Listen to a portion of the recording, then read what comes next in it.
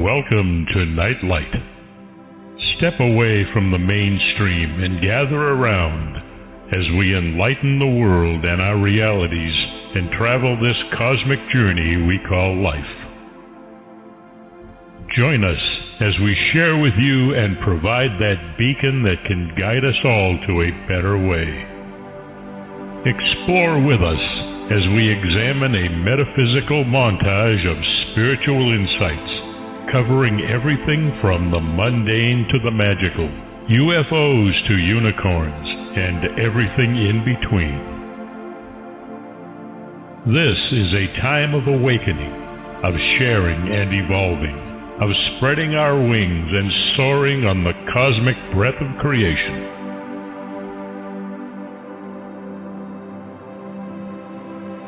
Come and join with other light-minded spirits as we weave our lights together to seek understanding, enlightenment, and with a little luck, some wisdom. This is Nightlight, a reminder that you are never alone.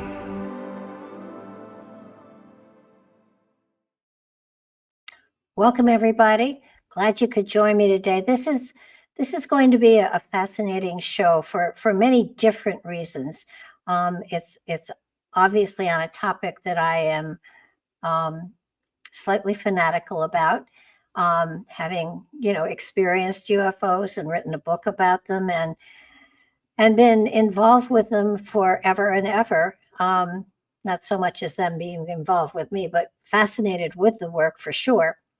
I have today with me an author of a book that is called Contact from the Pleiades, and most of you would probably recognize that right away, but the other part of the book is the Billy Meier stuff, and you know how I have fallen in love with his material and his story since the 70s, since he started to become popular in the media, so to speak. And for those of you, after you've listened to what we talk about today, check out my website. There are 18 hours of interviews on the Billy Meier material on my website, and there is a playlist just for the Billy Meier material. So it's something that we should be more aware of today than we were in the 70s. So a little about the book. For the first time, 45 years after their original publication, the two photojournal volumes of UFO Contact with the Pleiades are combined in one book for a modern audience, with a new foreword written by Shirley MacLaine, a prologue written by Mexican ufologist Jamie Masson, and a new introduction and preface written by Brit Meier, the author. The photojournal presents the unique contact case of Swiss farmer Billy Meier, who claims to have met with the Pleiadians hundreds of times, compiling many levels of evidence, including notes on their conversation, hundreds of photographs, movie footage, and recordings of the craft, landing tracks of the spaceships, dozens of witnesses, and even metal samples of the craft itself. The quality and amount of the evidence was convincing, making this unlike any case previously seen or seen, to this day. The Contact from the Pleiades takes the reader back to the time before home computers, digital photography, and easily accessible photo enhancement programs. Yet the evidence, analyzed in laboratories around the world, could not be easily dismissed and supported the claims of the contactee, Billy Meier. The breathtaking images, profound words of the Pleiadians, and extensive investigation that spanned 7 years are as relevant today as they were 45 years ago, I think even more so today.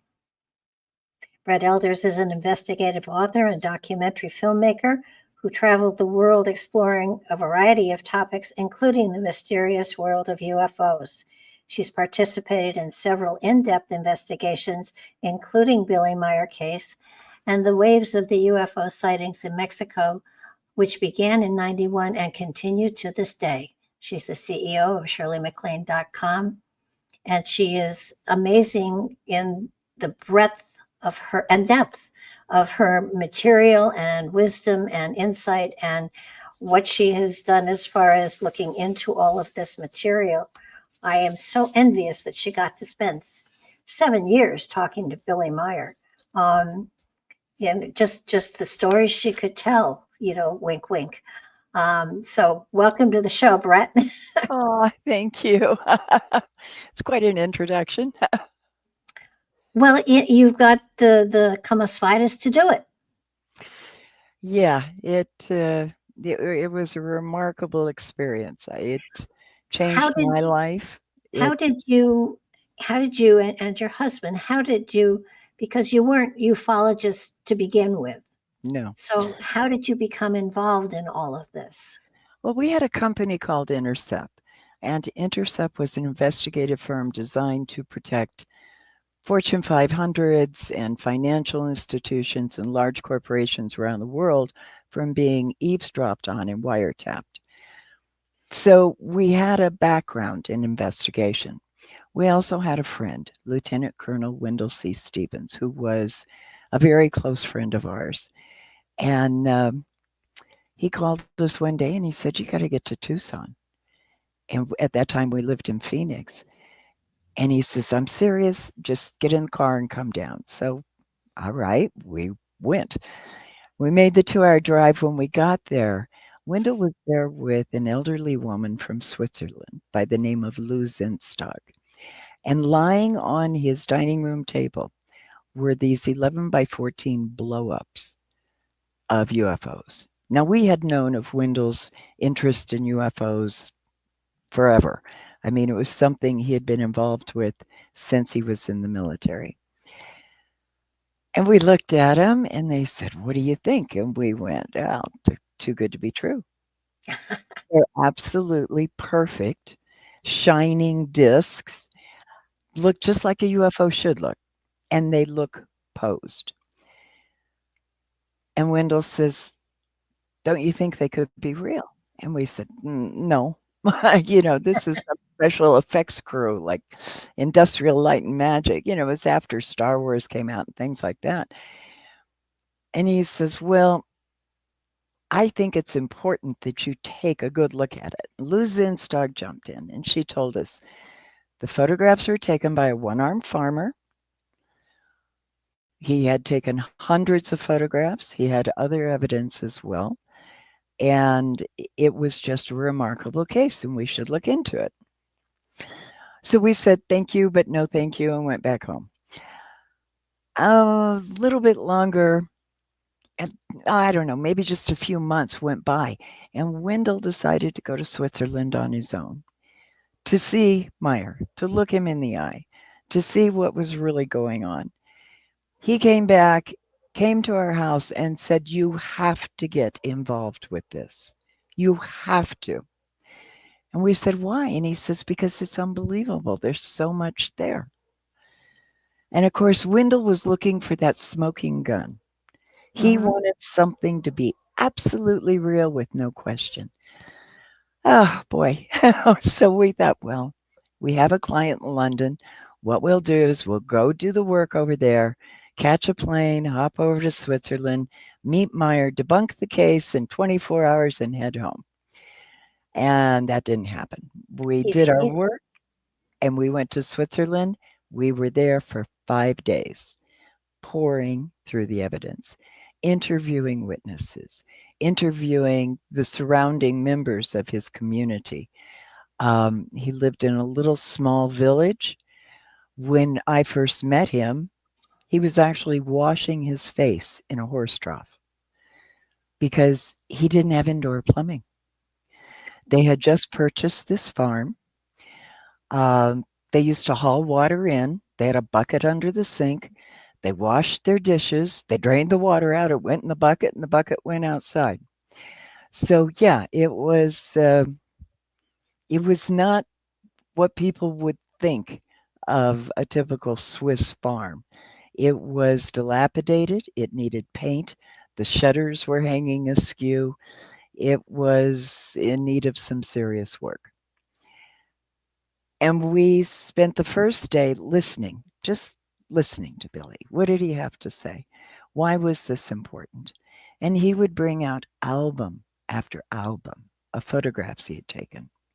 Most were really clear, but there were some really hazy. The ship had been moving, the camera had moved, it was fuzzy. And we looked at everything, went through each and every page. And we asked Billy, how come you're taking such great photographs? And he said, because they are posing their ships for me. Well, why do they want you to take the photographs? To let Earth humans, and that was the term they used, know that we are not alone in the universe, and we are not the only thinking beings in the universe. Okay, well, that makes sense as to why they would pose the photographs. Mm-hmm. However, over the next 5 days, we saw 8mm movie footage, audio recordings of the craft. We walked the sites. We interviewed dozens of witnesses. We went to the original contact site and saw where Meier had been telepathically guided to the area because there was no one around. He heard a noise. He looked up. It was a noise he couldn't explain. And he saw this silver disc land. From behind the disc walked a woman. She looked very much like us. She was tall. She was fair. She was blonde, blue-eyed. She had earlobes, though, that came down into her neck, and that was interesting to him. And she approached him, and she said, my name is Semyasa, and I am from the Pleiades. They sat under a tree and talked for about 45 minutes, just like you met an old friend. And that's what began the contacts. We heard this from him. We talked to the witnesses that had seen the craft or experienced other unusual things at the farm. After 5 days, we left shaking our head. Because on the last day, what he did was he pulled out this tattered pink shoebox. And I'll never forget it because it was small, it was dusty, the end was kind of crinkled up on it. And he says, I have something else for you. Now, he had already given us inner negatives, photographs, movie footage, audio recordings of the craft. And then, of course, we had our own witness statements. And he pulls out some 35mm film canisters. And he sets them on the table. And then he puts a piece of paper down. And he opens the canister and he pours out the contents. And we looked at it. It's little granules of this silvery gray, dark stuff. We didn't know what it was. And Lee asked him, my husband asked him, what is this? And he says, this is a metal sample from the skin of the spacecraft. They have many different phases they go through in creating the skin of the spacecraft, and they call it a beam ship, but this is just one phase. And then he popped open another little canister, poured another little grouping out with a little bit larger, and he says, this is another stage of development. He put it back in the film canisters, handed it to us, and said, take it back to the United States and have it analyzed.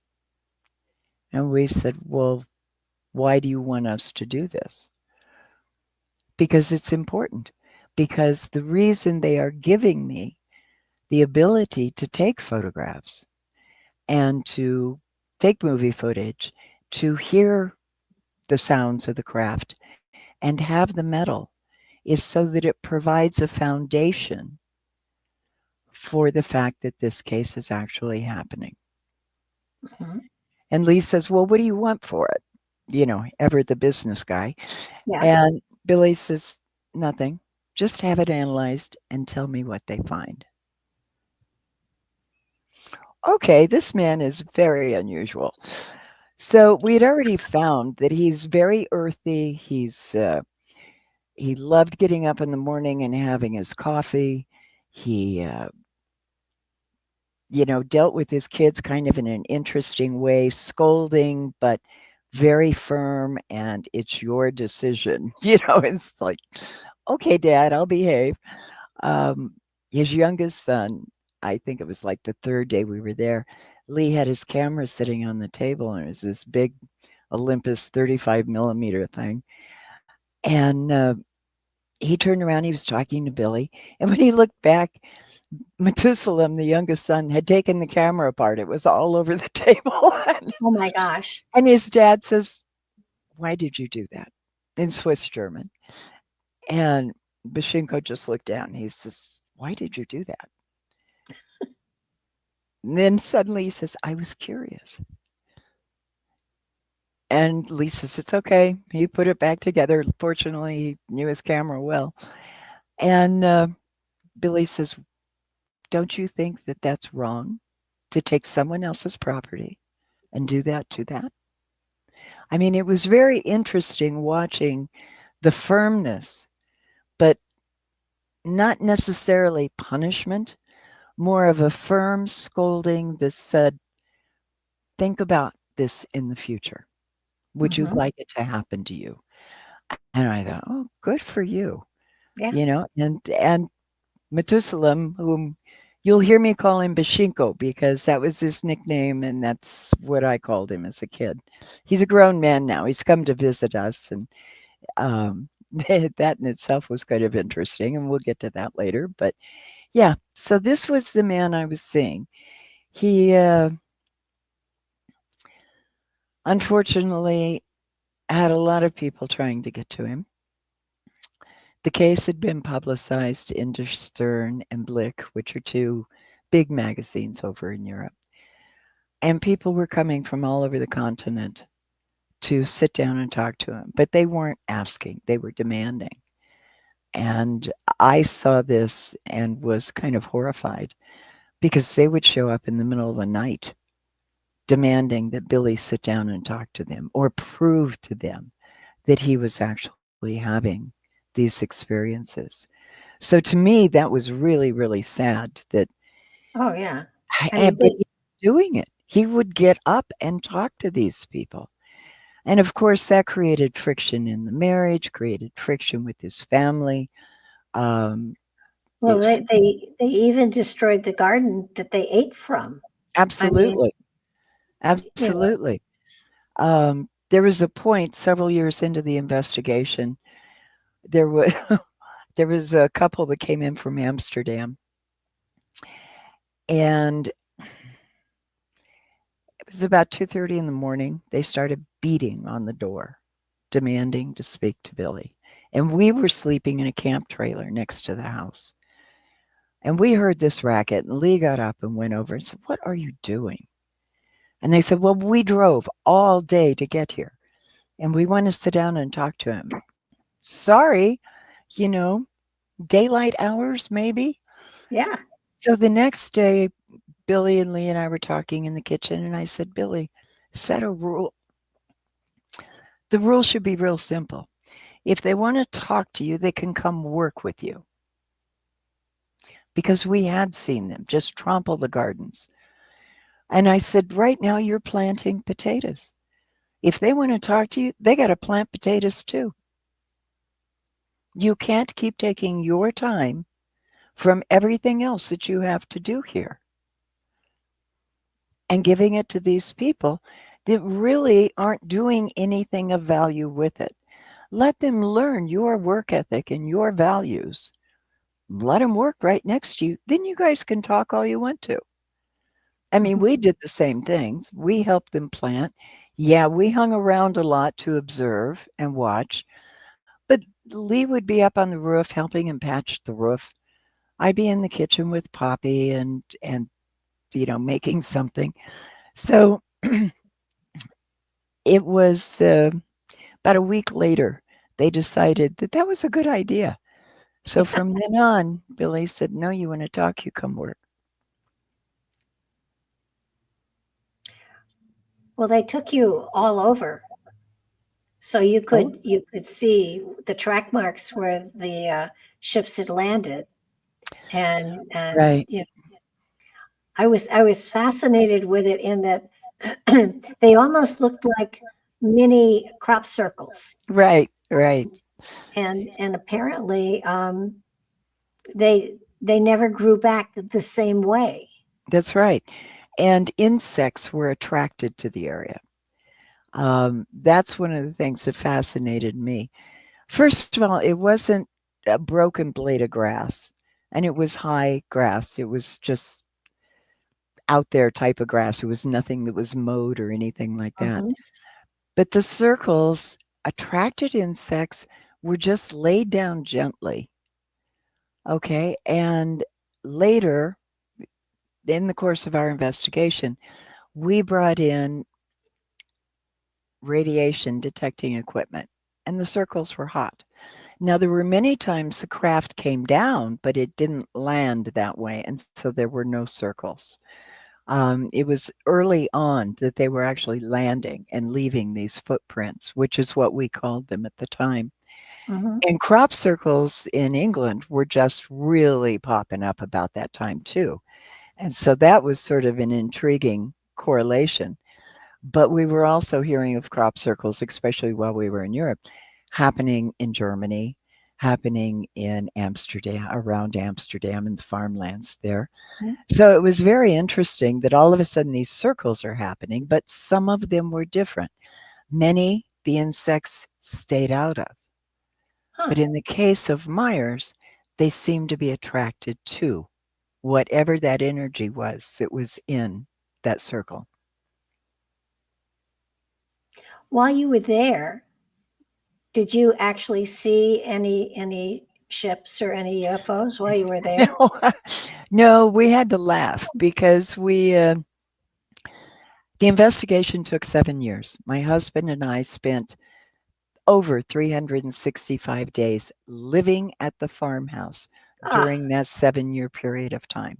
how cool is that? Yeah, we had a little camp trailer right next to the house. It was great. But um, we saw a lot of interesting things, had a lot of wild experiences. However, we never saw a ship. And we used to talk about this as investigators, Wendell and Tom, our associate, and Lee and I. And why is it we get over there and nothing? I mean, things happen. Billy has contacts, but we don't see a craft. And we were talking one day, and I said, if we're going to investigate this, we can't see it. The reason we can't see it is we would lose our objectivity Okay. because we went in trying to disprove, which is why we did so much analysis, which is why we were in so many laboratories with all of the evidence. I mean, We, it was almost crazy the amount of stuff you did.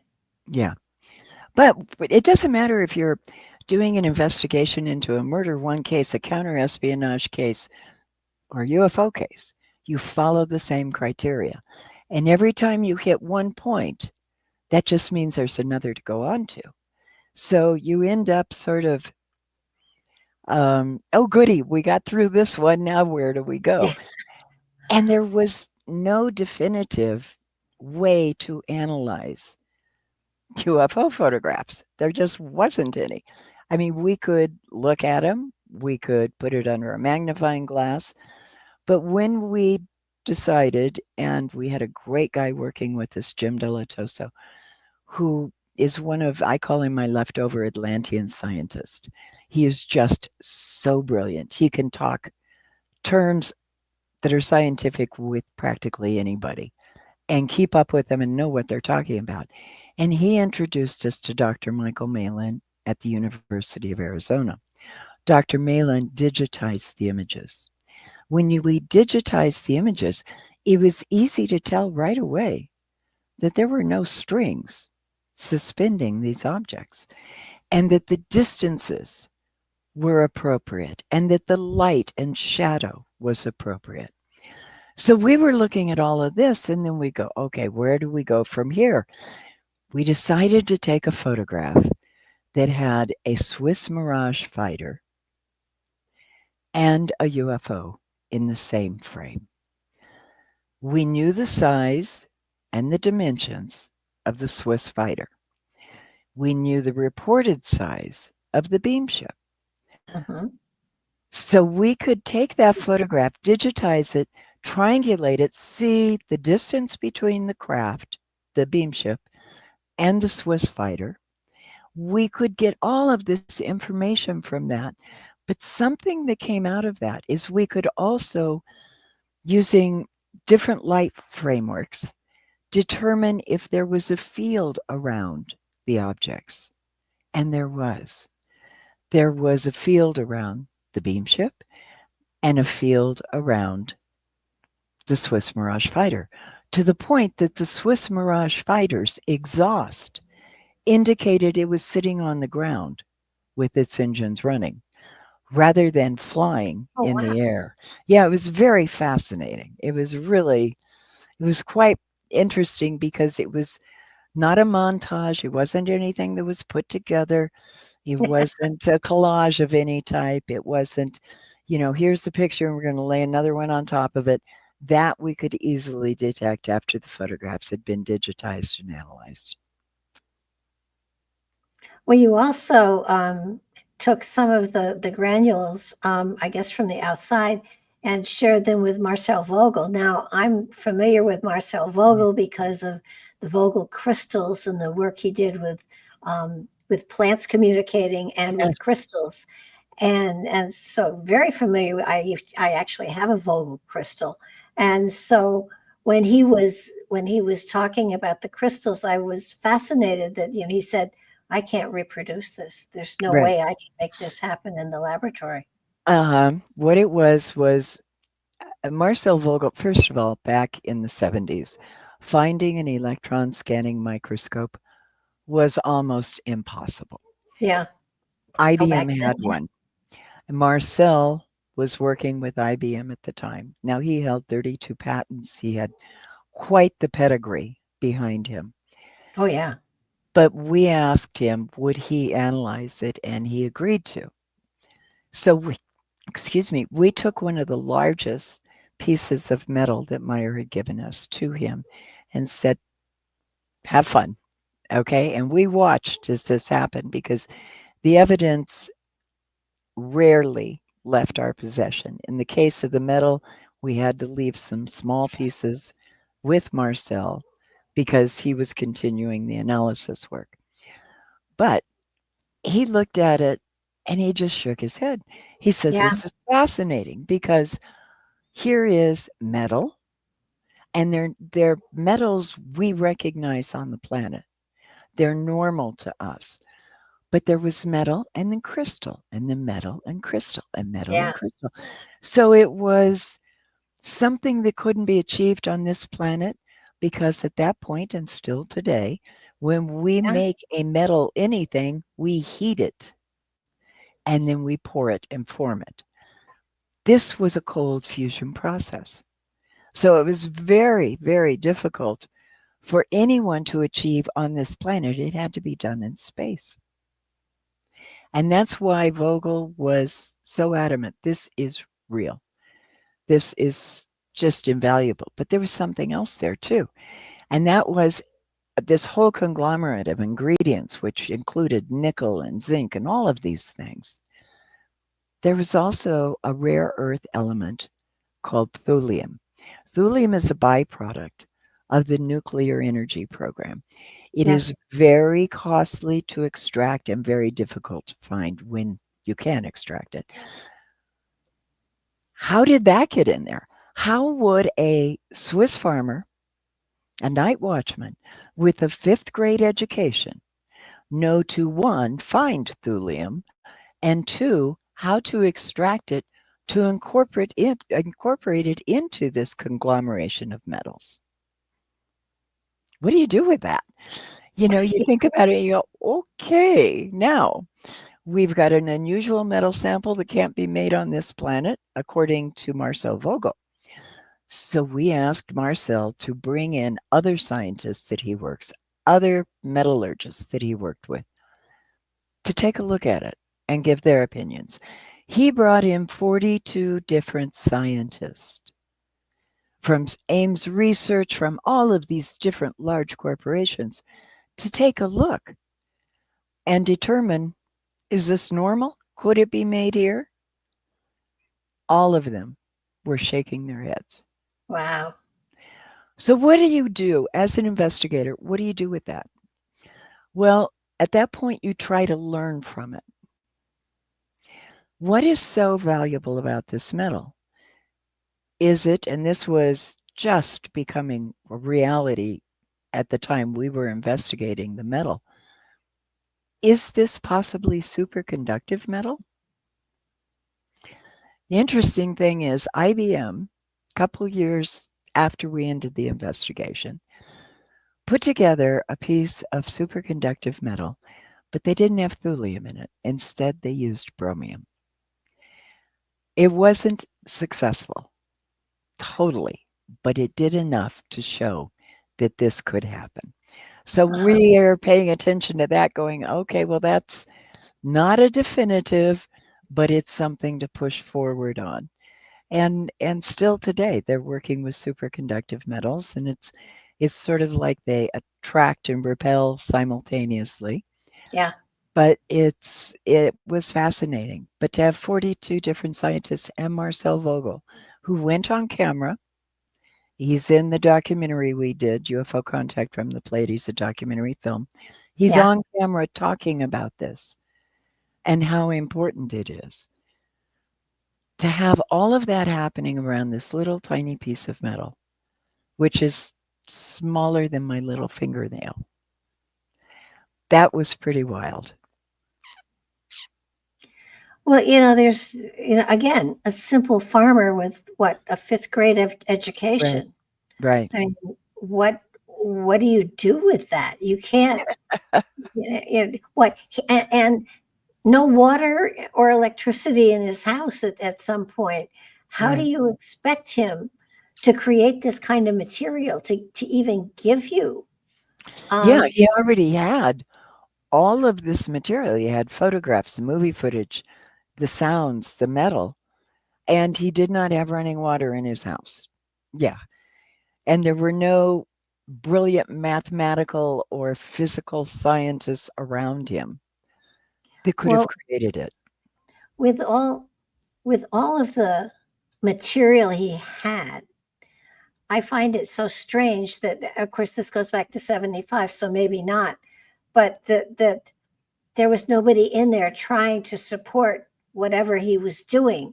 He got no financial support from anywhere, did he? He got it from us. We did, when we published the books, Billy got a percent. I mean, we paid for the investigation ourselves, and we did not pay him for anything because we were doing the investigation. But when Yeah. we published the books, we felt it was fair that Billy got a percentage of profits. And we took him books and we sent him herbal medicines. I'm very much into naturopathic health. He was too. And there were things over there he couldn't get. We actually had Tom Welch, our associate, catch a flight from Phoenix to LA, meet a Swiss Air pilot, hand him some golden seal that he could take directly to Billy. And that was done for him. People began coming in and there was a group set up called FIGU. And FIGU began collecting money to keep the farm going because Billy was giving all of his time to the people, not to his farm. And so that's how they kind of managed things. They did have other people because it was a big house. I mean, lots of rooms and things like that. They did have other people living there. The Wachters were there. They and their family moved in to help support both. The mother and father were working, so they were supporting parts of the household as well. Poppy did things. She made baskets that would hold breads and rolls, and they were all lined, and she did the hand stitching on them and things like that. They were all working. They had a man there, Jacobus. He was doing the heavy things that Billy couldn't do with one arm. He was out chopping wood every day and making certain that, because they actually had an oven that ran on wood. I know. So, yeah. Oh. Um, yeah, and they were growing their own vegetables. They were basically very self-sustaining. Um, People did start coming in, though, started contributing, wanted to give something to Meier for the time he was spending with them, which was great. I mean, they needed the help. Billy was at a point where, because of the contacts, because of the notoriety, he really couldn't work out in the public. Previously, he had been a night watchman. He could no longer do that because of everything going on around him. Mm-hmm. So he has a lot of children too, doesn't he? He has 4 children. Um, there is Nina, Gilgamesha, the daughter, Atlantis, the middle son, Methuselah, he was the baby, and those 3 are with Poppy, Calliope, and then he has Atlan with Ava. Wow. And another daughter too, so he does have 5. Yes, he has another daughter with Ava too. But an interesting choice of names too. Oh, yeah. Well, Billy was an interesting person. I mean, he traveled the world. This is one of the things that's so interesting about him. People like to label him ignorant because he only had a 5th grade education. That is so not true. This man had traveled the Middle East. He had traveled all over Europe. Even though he wasn't fluent in languages, he spoke English with us and he understood us. He could understand the languages that he heard. He spent a lot of time in India. He was worldly. He knew how things worked. He knew how to get things done.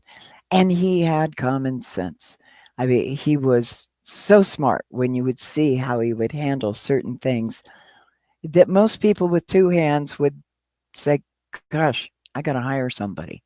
He didn't do that. He went, okay, how can I get this done? How can I approach this? It was really fascinating to watch him go through the thought process of getting this done and getting that done and things like that. Well, you left out he joined the Foreign Legion. Yeah, he did. He's the only man I've ever heard of that joined the Foreign Legion. Yeah, he's pretty proud of the picture of him in his Foreign Legion outfit. But he also there were assassination attempts on him too. Yes. And we were present when some of those happened. Yeah. Why? Well, I mean, why? Yeah. First of all, you have to put yourself back in the mindset of 1975. Yeah. People were not so open and receptive to the topic of UFOs or UAPs as they are today. Today, it's cocktail party conversation. Oh, did you see that thing in the sky? Nobody worries about it. Back then, people did not want to attach their name to it because of the stigma attached to it. Those people are nuts. What's wrong with them? Oh, yeah. That was the reason we didn't initially get involved with the investigation. We worked too hard for our reputation. We didn't want to have to go to our bankers and say, guys, we're investigating UFOs now. Yeah, I could just imagine the response to that one. Yeah. So it was a different time. People were very different. Switzerland, as I was talking to you previously, very, very dogmatic, very tied into their religious beliefs and things like that. This was a stretch for them. So if you're having contact with something other than an angel, then maybe it's demonic. I mean, it was that type of mentality. Yeah. Unfortunately, there was a lot of that then. And if you even mentioned the word, people looked at you like you had just lost your mind. Yeah. So discussing UFOs was out of the question. Investigating them? No. that wasn't going on either. And having a contact with someone from a beam ship Yeah. was just way off the mark. It's much different now, thank goodness. Well, what did they give him as the reason that they were contacting him and asking him to share information? They told him that they wanted Earth humans, their term, to Yeah. realize we are not the only thinking beings in the universe, that we cannot take our rightful place in space until we hit that point. And we have to get to that understanding that it's not just about the technology of being able to get there, it's about the spiritual technology as well. It's about knowing who you are. It's about having values, having ethics. It's about understanding that we literally are all brothers and sisters. And the Pleiadians even told Billy that over eons, the Pleiadians had come here and they helped seed this planet. They look at us as their little brothers and sisters, and they worry about us because we can't get along with each other. Now, if we can't get along with each other, how on earth are we going to get along with beings that we don't know anything about? Well, is he the only one that they have contacted, or are there others? This is a really interesting question. As an investigator, I've talked to many contactees. So many of them say that they have been told they are the only one. Billy is no different. He has been told he is the only one. Some contactees have evidence. No one has as much evidence as Billy does, physical documentation. But I do believe there are other people having experiences, having contacts. They have to be listened to. You can't just say, this is the way it is, because then you're into kind of a religious system of belief.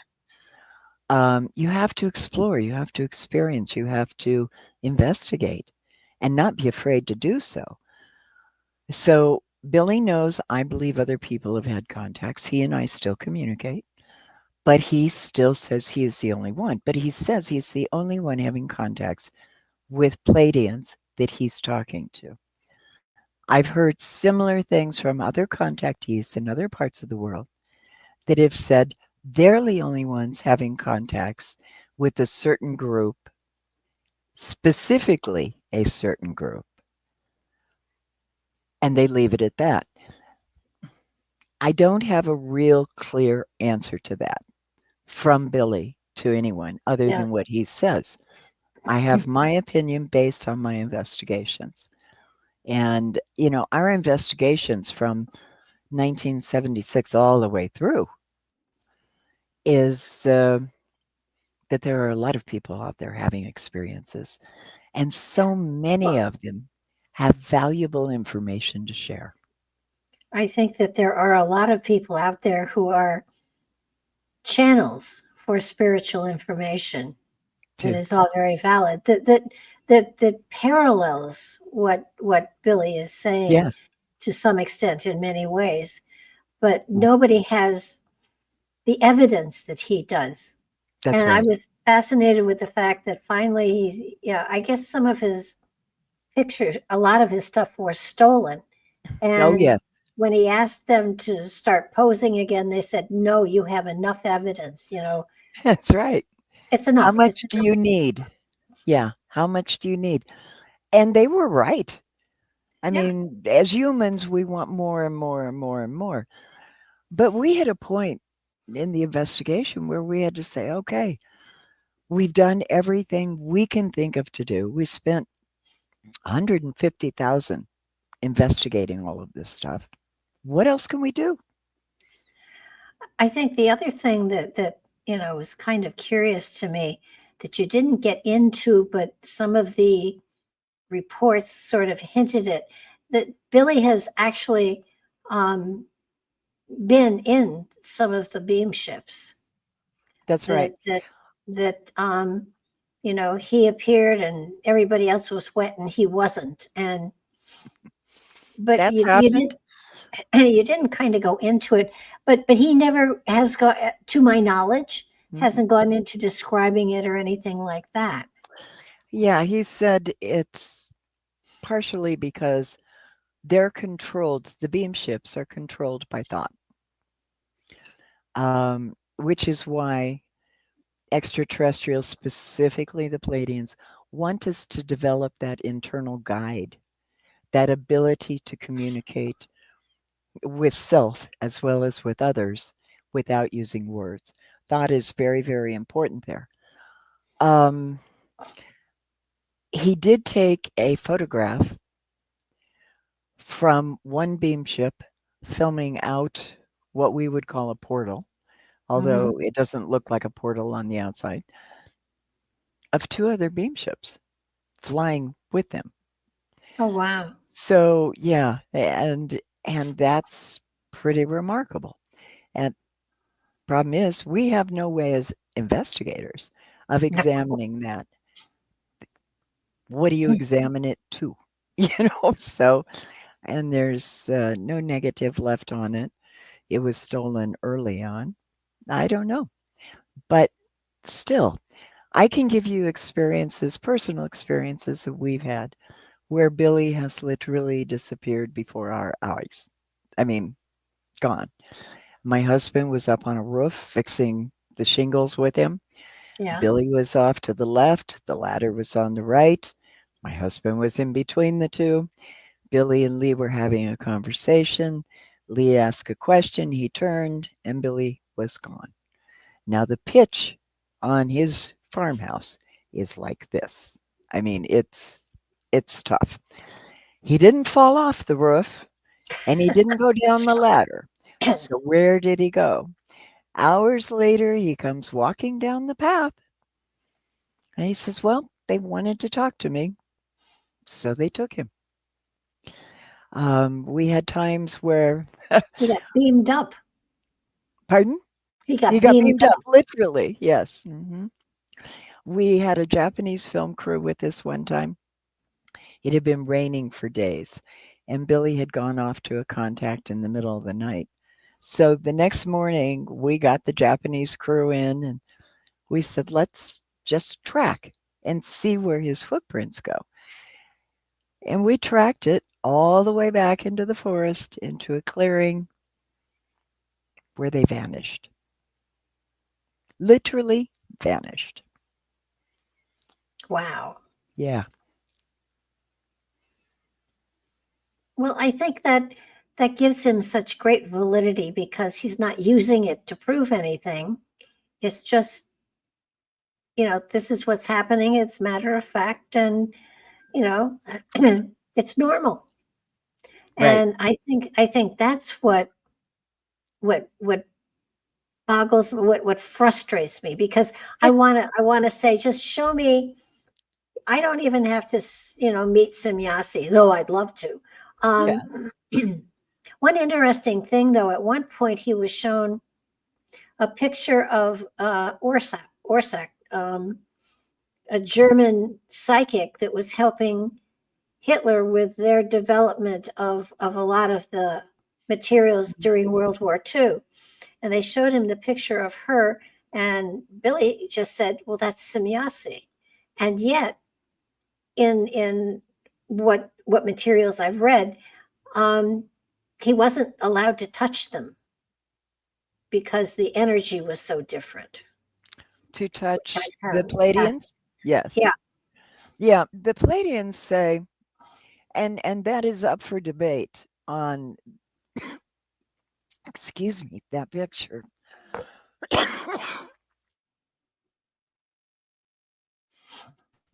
Oh, sorry. I had a Allergy tickle time. too. Ah, allergies this time of year.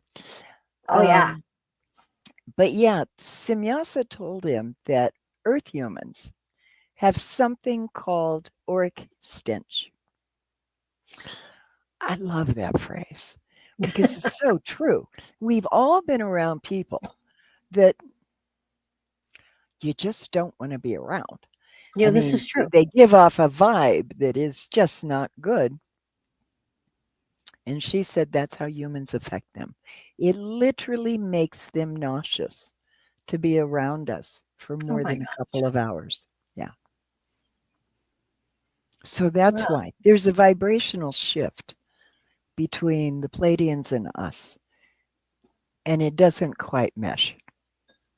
Well, I think they said also that when they came into the Earth atmosphere, they had to readjust their own energetic field in order to be able to flow more easily into communication. That's right.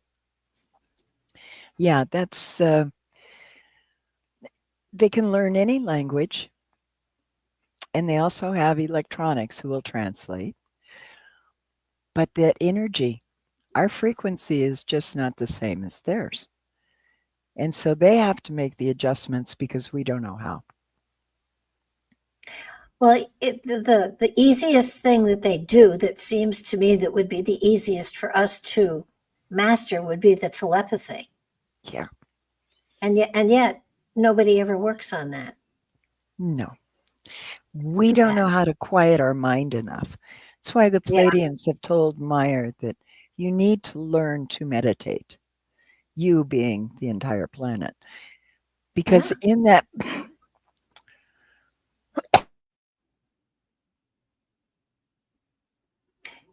Yeah, in the meditative state, you are able to touch into higher aspects within yourself. You're able to sort of get into that portal that connects you to the spirit within, that connects you to source. So it's the meditation is important. I haven't spoken with anybody in the metaphysical field that doesn't endorse an element or two of meditation, for sure. absolutely. The intriguing thing about, to me, with the Pleiadians, they believe in a creator. Creation exists in all things. Whether it's us, it's another extraterrestrial group, Yeah. it's a planet, it's a rock, or it's a machine. It's all part of creation. And we need to start accepting that so we understand how interrelated all of us throughout the universe are. Well, it would help if we started with the planet. That is for sure. I mean, start with your community, your neighborhood, your family. Yeah. I mean, it's just when you look at the planet. I mean, I told you earlier, I really sometimes feel like Earth is in quarantine because we're too barbaric, and I meant it. Yeah. If we can't learn to love one another, or you don't have to really even like them, but the element of we come from the same place, we are the same source. Right. There's something about you that I honor. It may not be your personality, but there's something about you that I honor. Yeah, you might not get along, but No. we have to learn. We have to learn to communicate. Where there's a thing called the third right answer. It's not your way, it's not my way. It's what's in between, where both parties can gain from it. We're not there anywhere. No, we're not. Both of us are being attacked with the pollen right at the moment. Oh my gosh. My eyes have been watering for days. Mine so too. Sorry. So I think that's the universe telling us that our time is up, but I would like very much if we could come back again and get more deeply into a lot of this if you're open to it. Oh, Barbara, I'd be very open to it. I've thoroughly enjoyed it. I apologize to your audience for I was talking too. Don't worry about it. I mean, it's partially the pollen, and it may be that the universe is saying you've put enough out there for one time. Well, I hope everybody thinks a little bit about this, looks into it from a personal level, and find your space to move forward with it and keep looking up. I mean, your book your book is beautiful, and Thank you. you have stuff.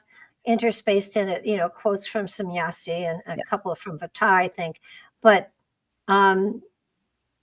it's important for people to understand that this material has come through such a clear channel, a Yes. little wacky, but a clear channel. Aren't we all? Yeah, oh yeah.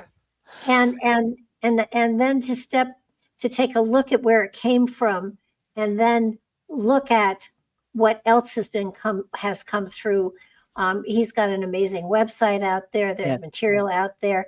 As I said earlier on, I've done 18 hours of interview on his material that are on my website. So, well, they're on the YouTube channel, and there's a playlist just for Billy Meier. And this will go up on that one too. But I just, I think that bringing his material, making people aware of him, making people aware that this is not some sick wacko alien who's out to destroy the world, but rather peaceful people who are reminding us of love and the fact that we can ascend to greater levels of consciousness. Yeah. And if we do that, we just might be worthy to make contact with our star brothers and sisters out there. That's right. One of the biggest things the Pleiadians wanted to do is to let us know we don't have to be afraid. We have free will. We do not have to be afraid. Well, unfortunately, fear sells more than love. True. True. And that's what people put out there with extraterrestrials. Yeah. But I thank you so much for joining me, and I've had such a lovely time. I am going to get you back. Okay. I'll look forward to it. Thank you, Barbara. Thank you.